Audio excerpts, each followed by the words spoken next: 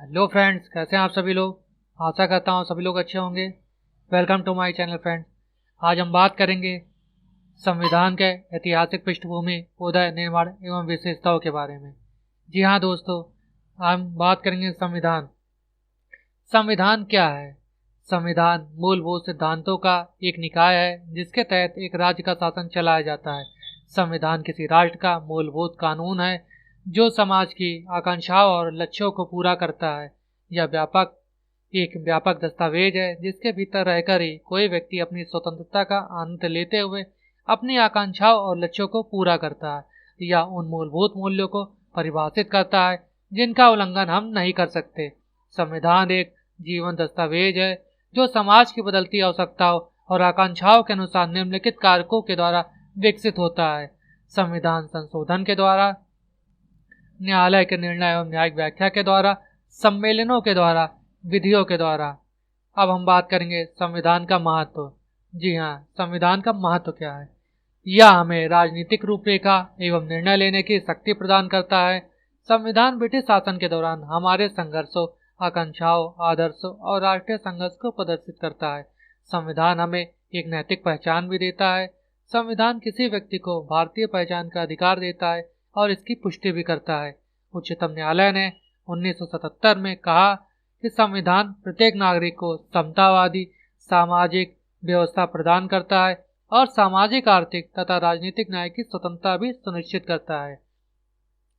संविधान का उद्देश्य समाज की आकांक्षाओं को पूरा करने के लिए, सरकार को सक्षम बनाना और न्यायपूर्ण समाज की स्थापना के लिए अनुकूल परिस्थितियों बनाना है। यह सुनिश्चित करता है कि समाज में निर्णय लेने की शक्ति किसके पास है तथा सरकार का गठन कैसे किया जाएगा। संविधान कुछ मूलभूत नियम प्रदान करता है जिससे समाज के सदस्यों के बीच समन्वय हो सके। दोस्तों, संविधान एक सीमा निर्धारित करता है जिसके अंतर्गत सरकार नागरिकों के लिए नियम लागू कर सकती है। आइए अब हम बात करते हैं संविधानवाद के विषय में। संविधानवाद का राजनीतिक दर्शन इस विचार पर आधारित है कि सरकार को शक्ति लोगों से प्राप्त होती है एवं सरकार की शक्तियों को संविधान के द्वारा सीमित किया जाना चाहिए। संविधानवाद की उत्पत्ति इंग्लैंड के राजा जॉन के मैग्ना कार्टा एवं इंग्लिश बिल ऑफ राइट्स से संविधानवाद की उत्पत्ति हुई है। संविधानवाद का पश्चिमी विचार एक नकारात्मक अवधारणा है क्योंकि यह राज्य को प्रतिबंधित और सीमित करने का प्रयास करता है। संविधानवाद के अवयव: कानून का नियम, ब्रिटिश विधिवेत्ता एवं संविधानविद डायसी द्वारा विकसित किया गया शक्ति पृथक्करण सिद्धांत भारत शक्ति पृथक्करण के मिश्रित स्वरूप को स्वीकार करता है। स्वतंत्र प्रेस तथा मीडिया, स्वतंत्र न्यायपालिका, निर्वाचित सरकार, सरकार की अस्थायीता। आइए अब हम जानेंगे ऐतिहासिक पृष्ठभूमि के बारे में। भारतीय राष्ट्रीय आंदोलन की विरासत। ये सिद्धांत भारत के स्वतंत्रता संग्राम के दौरान विकसित किए गए थे। राष्ट्रवादी आंदोलन से विरासत में मिले इन सिद्धांतों को संविधान सभा के सदस्यों द्वारा मूर्त रूप प्रदान किया गया था। राष्ट्रीय आंदोलन से मिले सिद्धांतों का सबसे अच्छा सारांश जो संविधान सभा में लाया गया वह था पंडित जवाहरलाल नेहरू द्वारा 1946 में लाया गया उद्देश्य प्रस्ताव ऑब्जेक्टिव रिजोल्यूशन। इसमें संविधान की आकांक्षाओं और मूल्यों को रखा गया था। दोस्तों, अब हम बात करेंगे कुछ अधिनियम और उसके प्रावधान के बारे में। सन 1773 का रेगुलेटिंग अधिनियम। इसके प्रावधान क्या थे? बंगाल के गवर्नर को बंगाल का गवर्नर जनरल बना दिया गया। बंगाल के प्रथम गवर्नर जनरल वारेन हेस्टिंग्स थे। सन 1774 में कोलकाता में सर्वोच्च न्यायालय की स्थापना हुई। बॉम्बे एवं मद्रास की प्रेसिडेंसियों को बंगाल के गवर्नर जनरल के अधीनस्थ कर दिया गया। कंपनी के कर्मियों एवं अधिकारियों को किसी भी प्रकार के निजी व्यापार में संलग्न होने या मूल निवासियों से रिश्वत लेने पर रोक लगा दिया गया। कंपनी पर ब्रिटिश सरकार का नियंत्रण मजबूत हुआ। कोर्ट ऑफ डायरेक्टर्स कंपनी का शासकीय निकाय को अपने राजस्व, नागरिक और सैन्य मामलों पर रिपोर्ट देने के लिए कहा गया। दूसरा अधिनियम दोस्तों, सन 1784 का फिट्स इंडिया अधिनियम। कंपनी के अधीनस्थ भारतीय क्षेत्र को पहली बार भारत में ब्रिटिश आधिपत्य का क्षेत्र कहा गया। कंपनी के वाणिज्यिक और राजनीतिक कार्यों में अंतर किया गया। डच शासन प्रणाली की शुरुआत हुई। वाणिज्यिक मामलों को कोर्ट ऑफ डायरेक्टर्स देखने लगे। राजनीतिक मामलों को बोर्ड ऑफ कंट्रोल नामक एक निकाय देखने लगा। सन 1873 का चार्टर अधिनियम भारत में कंपनी के व्यापार के एकाधिकार को समाप्त, चाय के व्यापार और चीन के साथ व्यापार को छोड़कर कर दिया गया। ईसाई मिशनरियों को पश्चिमी शिक्षा के प्रसार की आज्ञा दी गई। 1837 का चार्टर अधिनियम भारत के केंद्रीकरण की दिशा में यह अधिनियम निर्णायक कदम था। बंगाल के गवर्नर जनरल को भारत के गवर्नर जनरल कहा जाने लगा। लॉर्ड विलियम बेंटिक भारत के प्रथम गवर्नर जनरल बने। पुराने अधिनियम एक्ट के तहत बड़े कानूनों को रेगुलेशन नियामक कहा जाता था, जबकि इस अधिनियम के तहत बने कानूनों को एक्ट अधिनियम कहा जाने लगा। कंपनी की सभी व्यवसायिक गतिविधियों को समाप्त कर दिया गया।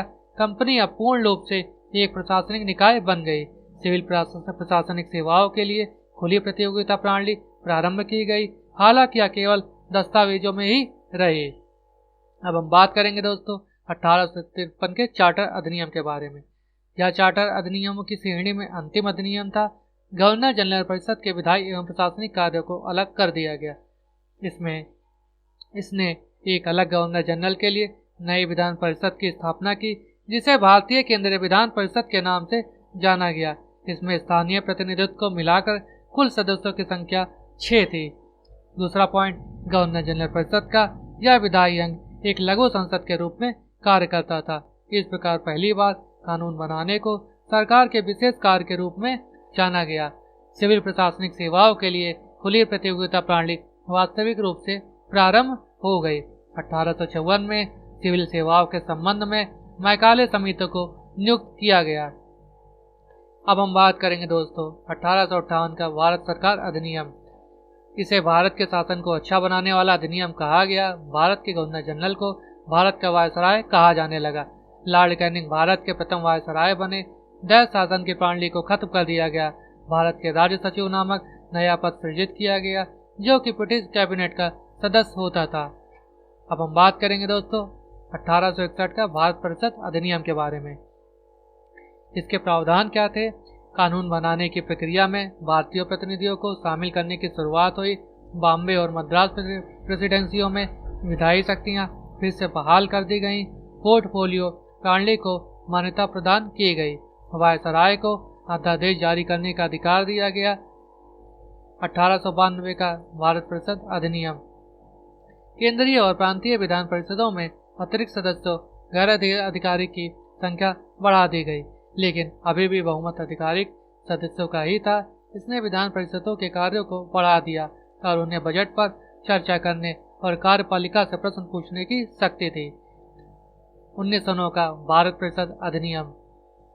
इसे मार्ले मिंटो सुधार के नाम से जाना गया।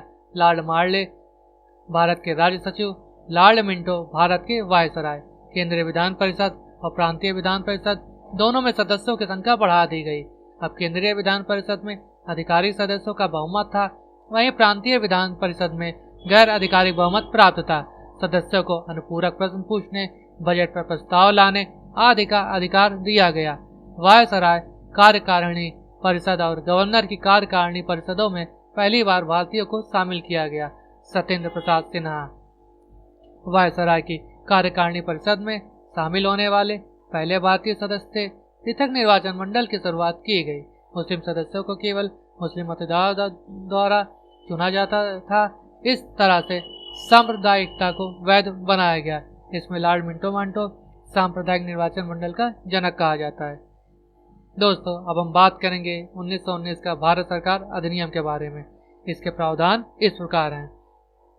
मोंटेग्यू चेम्सफोर्ड सुधार के नाम से यह जाना गया। मोंटेग्यू भारत के राज्य सचिव, लॉर्ड चेम्सफोर्ड भारत के वायसराय। इसमें केंद्रीय और प्रांतीय विषयों का सीमांकन कर उन्हें अलग कर दिया गया। प्रांतों में दोहरी शासन व्यवस्था लागू की गई।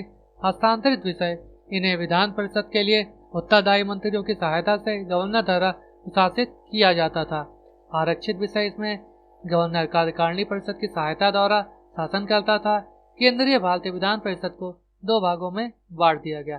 पहला उच्च सदन राज्य परिषद, दूसरा निम्न सदन विधानसभा। में सिखों, ईसाइयों, एंग्लो इंडियन और यूरोपीय लोगों के लिए पृथक निर्वाचन मंडल को विस्तारित किया गया। पहली बार प्रांतीय और केंद्रीय विधानसभाओं के लिए अलग अलग बजट का प्रावधान किया गया। इसमें यह प्रावधान किया गया था कि इस अधिनियम के 10 वर्षों के कार्यों की समीक्षा के लिए एक वैधानिक आयोग बनाया जाएगा, परंतु 10 वर्षों से पूर्व ही एक वैधानिक आयोग की नियुक्ति 1927 में साइमन आयोग की नियुक्ति की गई। 1927 का साइमन आयोग। दोस्तों अब हम बात करेंगे 1927 के साइमन आयोग के बारे में। 1919 के भारत सरकार अधिनियम द्वारा इसका गठन किया गया था। 1919 के भारत सरकार अधिनियम के तहत भारत की स्थिति पर रिपोर्ट तैयार करने के लिए इसे बनाया गया था। यह 7 सदस्यीय वैधानिक कमीशन था जिसमें कोई भी भारतीय शामिल नहीं था। साइमन कमीशन की सिफारिशें: प्रांतों में गैर शासन प्रणाली, राज्यों में सरकारों का विस्तार, ब्रिटिश भारत के संघ की स्थापना एवं सांप्रदायिक निर्वाचन को जारी रखने की सिफारिश की।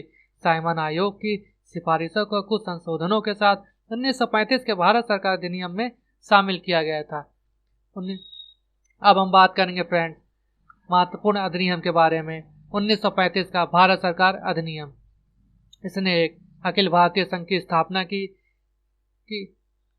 इसे कभी लागू नहीं किया गया। विषयों को 3 सूची में विभाजित किया गया: संघीय, राज्य और समवर्ती। और शिष्ट शक्तियां वायसराय को दी गई। प्रांतों में दैश शासन व्यवस्था समाप्त कर दी गई तथा प्रांतीय स्वायत्तता शुभारंभ हुआ। केंद्र में दैश शासन व्यवस्था शुरू कर दी गई। अनुसूचित जातियों, महिलाओं और मजदूरों के लिए अलग से निर्वाचन की व्यवस्था कर सांप्रदायिक प्रतिनिधित्व व्यवस्था का विस्तार किया गया। मताधिकार का विस्तार किया गया। आरबीआई अधिनियम 1934 के अनुसार रिजर्व बैंक ऑफ इंडिया की स्थापना की गई। संघीय लोक सेवा आयोग, प्रांतीय लोक सेवा आयोग और संयुक्त लोक सेवा आयोग की स्थापना की गई। अब हम बात करेंगे दोस्तों 1937 में संघीय न्यायालय स्थापित किया गया। इसके तहत 15 अगस्त 1947 से भारत को एक स्वतंत्र और संप्रभु राज्य घोषित कर दिया गया। ध्यान दें, सर्वोच्च न्यायालय की स्थापना 1773 के रेगुलेटिंग अधिनियम के तहत की गई थी। भारत का विभाजन 2 संप्रभु राष्ट्रों डोमिनियन में कर दिया गया। भारत के वायसराय एवं भारत के राज्य सचिव का पद समाप्त कर दिया गया।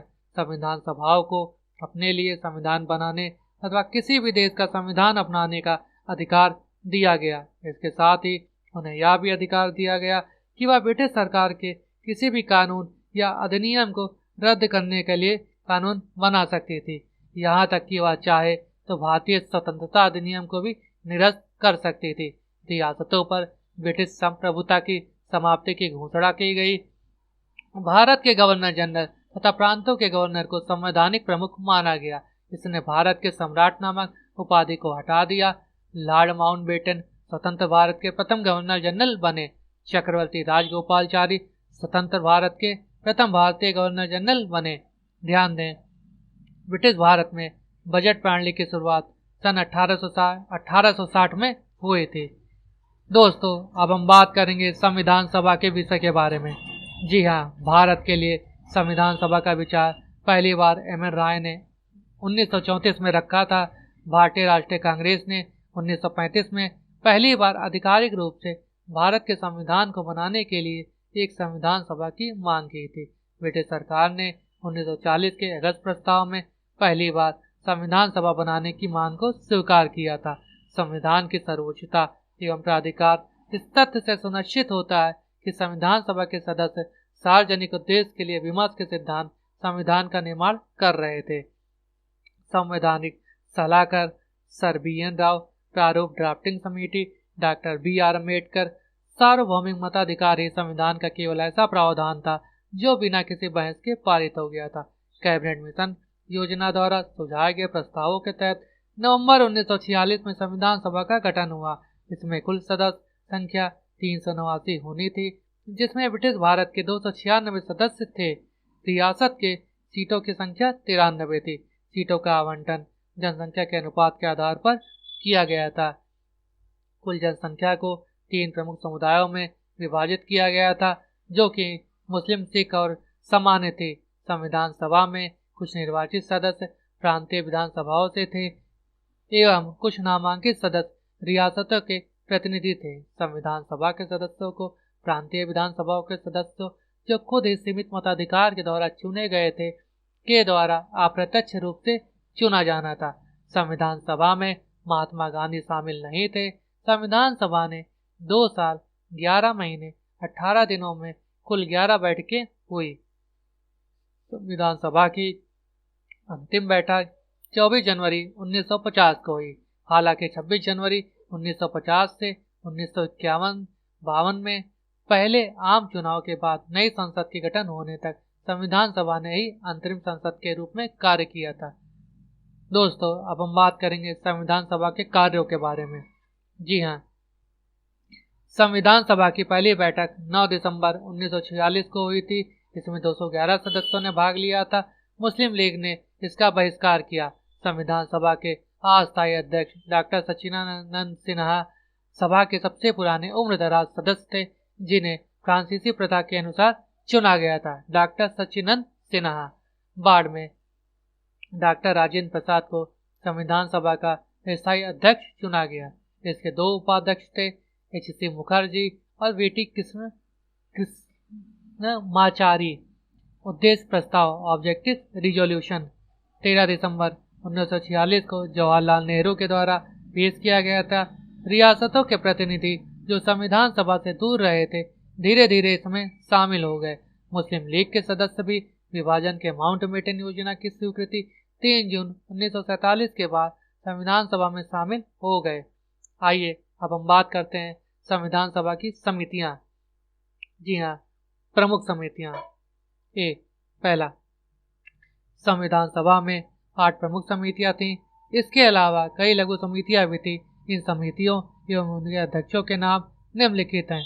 संघीय शक्ति संबंधी समिति जवाहरलाल नेहरू, संघीय संविधान समिति जवाहरलाल नेहरू, प्रांतीय संविधान समिति सरदार पटेल, प्रारूप समिति डॉक्टर B.R. अम्बेडकर, मौलिक अधिकार अल्पसंख्यक एवं जनजातीय और बहिष्कृत क्षेत्रों संबंधी सलाहकार समिति सरदार पटेल जी थे। प्रक्रिया नियम समिति डॉक्टर राजेंद्र प्रसाद, राज्यों के लिए समिति, राज्यों के साथ वार्ता के लिए समिति जवाहरलाल नेहरू, संचालन समिति doctor Rajendra Prasad. Point number 2, लघु समितियां। वित्त एवं स्टाफ समिति डॉक्टर राजेंद्र प्रसाद, प्राध्यापक समिति अल्लादी कृष्ण स्वामी अय्यर, आवास समिति बी पट्टाभी सीतारामैया, कार्य संचालन समिति K.M. मुंशी, राष्ट्रीय ध्वज संबंधी तदर्थ समिति डॉक्टर राजेंद्र प्रसाद, संविधान सभा के कार्यों के लिए समिति G.V. मावलंकर, उच्च न्यायालय के लिए तदर्थ समिति S. वाल्दाचारी, सभी सदस्य नहीं थे। मुख्य आयुक्त के प्रांतों संबंधी समिति बी पट्टाभी सीतारामैया, केंद्रीय संविधान के वित्तीय प्रावधानों पर विशेषज्ञ समिति नलिनी रंजन सरकार, इसमें सभी सदस्य नहीं थे। भाषाई प्रांत आयोग एस्केडोर, संविधान सभा सदस्य नहीं थे। प्रारूप संविधान की जांच के लिए विशेष समिति जवाहरलाल नेहरू, प्रेस दीर्घा समिति उषानाथ सेन, नागरिकता पर तदर्थ समिति S. वाल्दाचारी। प्रारूप समिति 29 अगस्त 1947 को गठित 7 सदस्यों की प्रारूप समिति सभी समितियों में सबसे महत्वपूर्ण और निर्णायक समिति थी। यह वह समिति थी जिसे नए संविधान का प्रारूप तैयार करने का काम सौंपा गया था। इस समिति के सदस्य थे डॉक्टर B.R. अम्बेडकर, जो कि अध्यक्ष थे, N. Gopal Swami Ayyangar, Alladi Krishna Swami Ayyar, doctor K.M. Munshi, Syed Mohammad Saadulla, N. Madhavrao, इन्होंने B.L. मित्र की जगह ली थी, जिन्होंने बीमार होने के कारण त्यागपत्र दे दिया था। T.T. कृष्णमाचारी, इन्होंने डॉक्टर P. खेतान की मृत्यु 1948 में होने के बाद उनका स्थान लिया था। प्रारूप समिति ने विभिन्न समितियों के प्रस्ताव को ध्यान में रखते हुए भारत के संविधान का पहला प्रारूप तैयार किया, जिसे फरवरी 1948 में विकसित किया गया। भारत के लोगों को संविधान के प्रारूप पर चर्चा करने और संशोधनों का प्रस्ताव रखने के लिए 8 माह का समय दिया गया था। लोगों की शिकायतों और सुझावों के परिप्रेक्ष्य में प्रारूप समिति ने संविधान का दूसरा प्रारूप तैयार किया, जिसे अक्टूबर 1948 में विकसित किया गया था। प्रारूप समिति ने 6 महीने से भी कम समय में दूसरा प्रारूप तैयार किया था। प्रारूप समिति की कुल 141 बैठकें हुई। 1947 के भारतीय स्वतंत्रता अधिनियम ने निम्नलिखित 3 बदलाव किए थे। संविधान सभा को एक पूर्ण संप्रभु निकाय बनाया गया, जो किसी भी कानून को निरस्त या बदल सकती थी। संविधान सभा को 2 अलग अलग कार्य सौंपे गए थे, जिन्हें अलग अलग दिनों पर संपन्न किया जाता था। विधायी निकाय, जिसके अध्यक्ष थे G.V. मालवंकर, और संविधान सभा, जिसके अध्यक्ष थे डॉक्टर राजेंद्र प्रसाद। इस तरह स्वतंत्र भारत की पहली संसद, हालांकि यह अभी अंतरिम संसद थी, बनी। ये दोनों कार्य 26 नवंबर 1949 तक चलते रहे। मुस्लिम लीग के सदस्यों के हट जाने के बाद कैबिनेट मिशन योजना के तहत संविधान सभा के कुल सदस्यों की संख्या 389 से घटकर 299 रह गई। संविधान सभा द्वारा किए गए कार्य। जी हाँ दोस्तों, अब हम बात करेंगे संविधान सभा द्वारा किए गए कार्यों के बारे में। संविधान बनाना और सामान्य कानूनों को लागू करना। इसने मई 1949 में राष्ट्रमंडल में भारत की सदस्यता की पुष्टि की। इसने 22 जुलाई 1947 को राष्ट्रीय ध्वज को अपनाया। इसने 24 जनवरी 1950 को राष्ट्रगान जन गण मन को अपनाया। इसने 24 जनवरी 1950 को राष्ट्रीय गीत वंदे मातरम को अपनाया। इसने 24 जनवरी 1950 को डॉक्टर राजेंद्र प्रसाद को स्वतंत्र भारत का पहला राष्ट्रपति चुना। 26 नवंबर 1949 जब भारत का संविधान अपनाया गया तब प्रस्तावना में 395 अनुच्छेद और 8 अनुसूचियां शामिल थी। दिसंबर 1929 के भारतीय राष्ट्रीय कांग्रेस के लाहौर अधिवेशन में यह तय किया गया था कि 26 जनवरी 1930 को भारत के पूर्ण स्वराज के रूप में मनाया जाएगा। नोट: संपूर्ण संविधान के लागू हो जाने के बाद संविधान के दर्शन को ध्यान में रखते हुए संविधान की प्रस्तावना को लागू किया गया। भारतीय संविधान एवं संविधान सभा की आलोचना। जी हाँ दोस्तों, इसमें कुछ आलोचनाएं भी हुई थी जो इस प्रकार हैं। गैर प्रतिनिधि रचना। संविधान सभा के सदस्य सार्वभौमिक वयस्क मताधिकार के आधार पर भारत के लोगों द्वारा सीधे निर्वाचित नहीं किए गए थे। कांग्रेस का वर्चस्व। विधानसभा की 82% सीटें कांग्रेस के पास थीं, अतः विपक्ष नगण्य था। संविधान में भारतीयता नहीं है क्योंकि यह कई पाश्चात्य संविधान की नकल है। समय की बर्बादी। संविधान का अंतिम प्रारूप तैयार करने में लगभग 3 साल का समय लग गया। विस्तृत आकार और जटिल भाषा। वकीलों का प्रभुत्व होने के कारण इसकी भाषा आम जनता के लिए जटिल है। संविधान का गांधीवादी प्रकृति का न होना, हालांकि इसे पूरी तरह से दरकिनार नहीं किया गया है। संसदीय लोकतंत्र का कम्युनिस्ट विरोध। ऐसा माना जाता है कि भारत का संविधान 1935 के भारत सरकार अधिनियम की कार्बन कॉपी या संशोधित संस्करण है। आइए दोस्तों, अब हम बात करते हैं संविधान की व्याख्या के घटक के बारे में। संविधान सभा के पॉइंट नंबर 1, संविधान सभा की बहस। उदार व्याख्या के सिद्धांत। न्यायपालिका। सर्वोच्च न्यायालय द्वारा संविधान की व्याख्या हेतु विकसित उपकरण। संविधान की प्रगतिशील व्याख्या का सिद्धांत। समकालीन वास्तविकताओं को ध्यान में रखते हुए संविधान की संभावित व्याख्या का सिद्धांत। अनुच्छेद 367 सामान्यकरण अधिनियम 1897। संविधान की प्रमुख विशेषताएं। जी हाँ दोस्तों, अब हम बात करेंगे संविधान की प्रमुख विशेषताएं क्या थी। यह एक उधार लिया गया संविधान है क्योंकि इसका प्रारूप तैयार करने में 60 से ज्यादा देशों के संविधान को खंगाला गया था। संविधान का संरचनात्मक भाग भारत सरकार अधिनियम 1935 से लिया गया है। संविधान का दार्शनिक भाग अमेरिका एवं आयरलैंड के संविधान से लिया गया है। संविधान का राजनीतिक भाग इंग्लैंड के संविधान से लिया गया है। संविधान की कठोरता अमेरिकी संविधान से एवं लचीलापन ब्रिटिश संविधान से लिया गया है। अतः भारत का संविधान कठोरता और लचीलापन का मिश्रण है।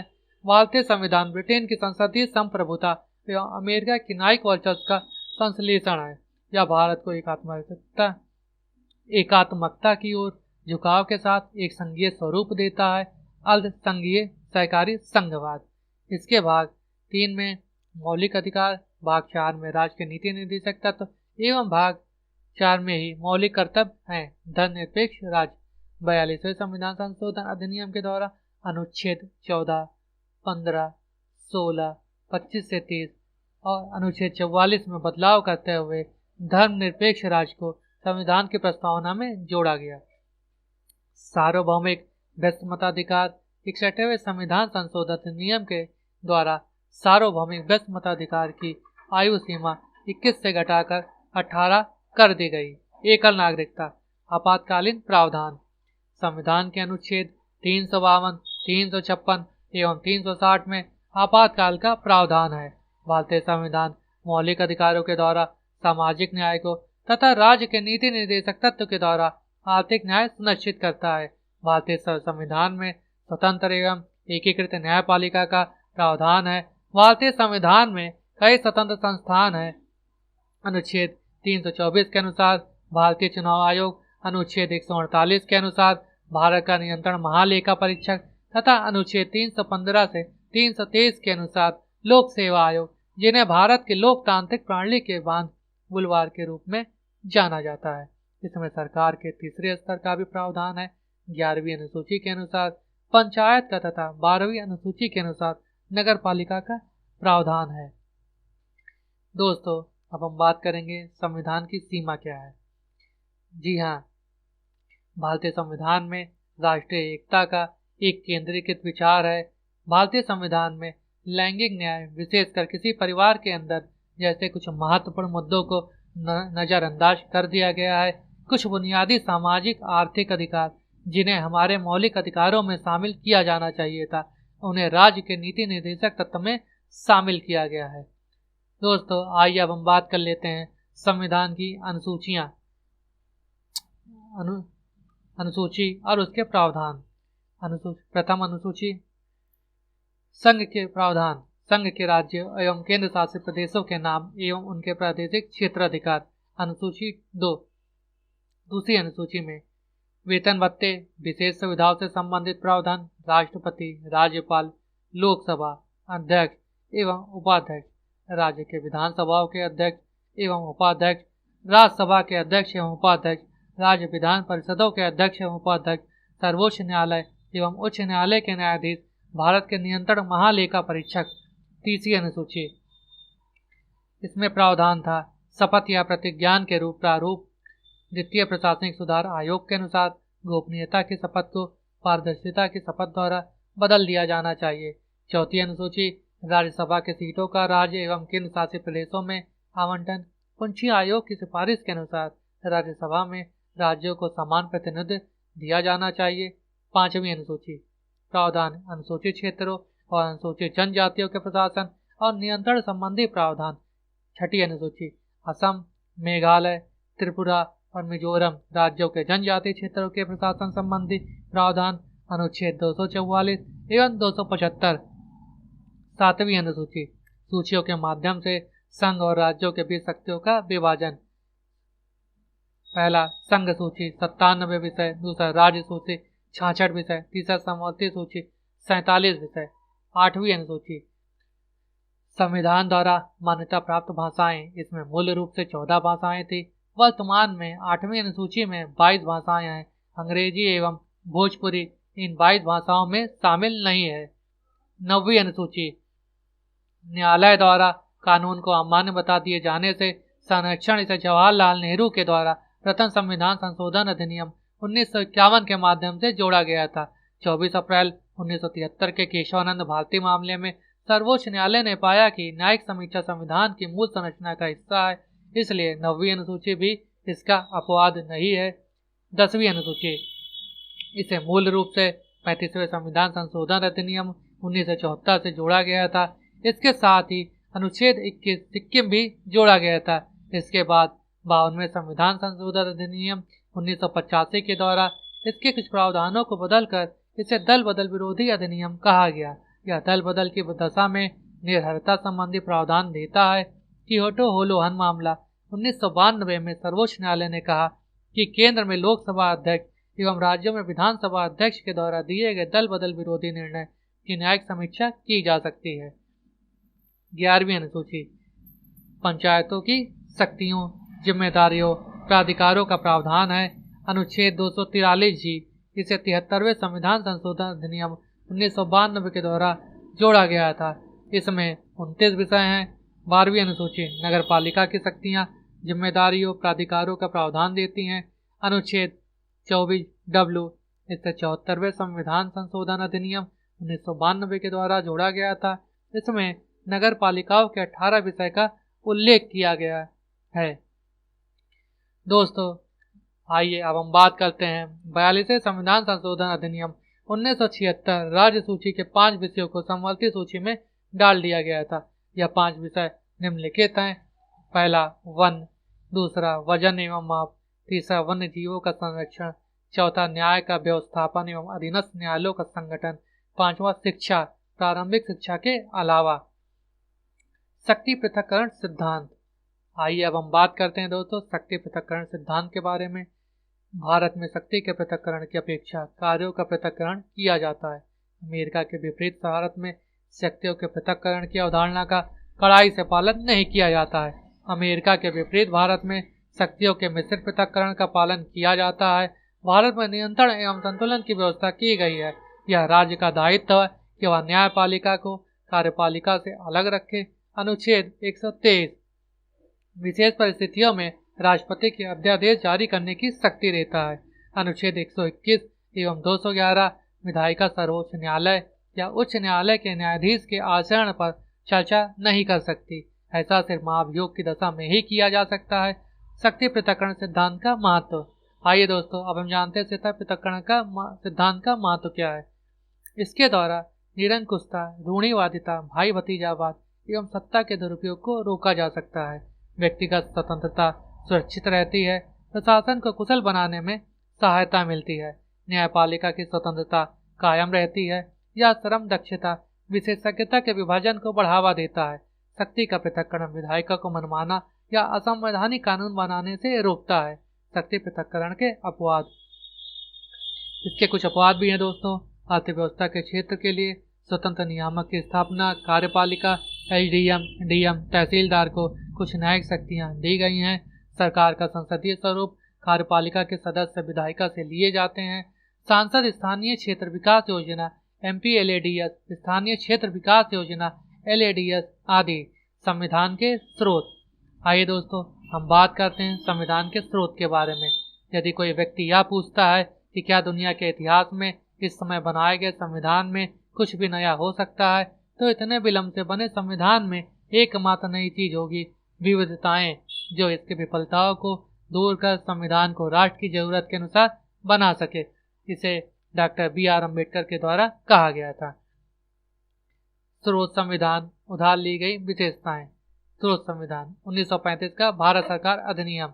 भारतीय संविधान का 2/3 हिस्सा। ब्रिटिश संघीय तंत्र गवर्नर का पद। लोक सेवा आयोग। आपातकालीन प्रावधान। प्रशासनिक विशेषताएं।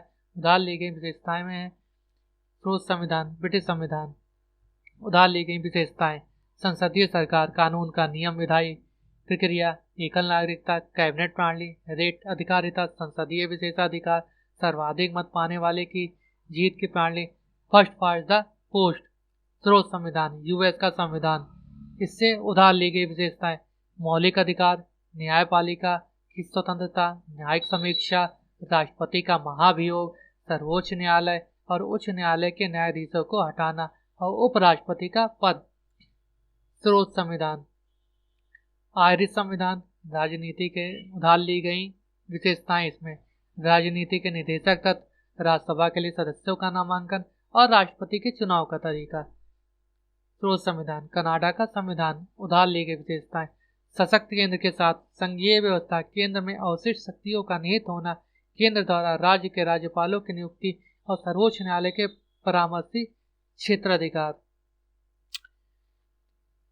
दोस्तों, अगर आपको ये नॉलेज अच्छी लगी हो तो प्लीज़ मेरा चैनल लाइक और सब्सक्राइब कर दें। धन्यवाद। आज के लिए बस इतना ही। धन्यवाद दोस्तों।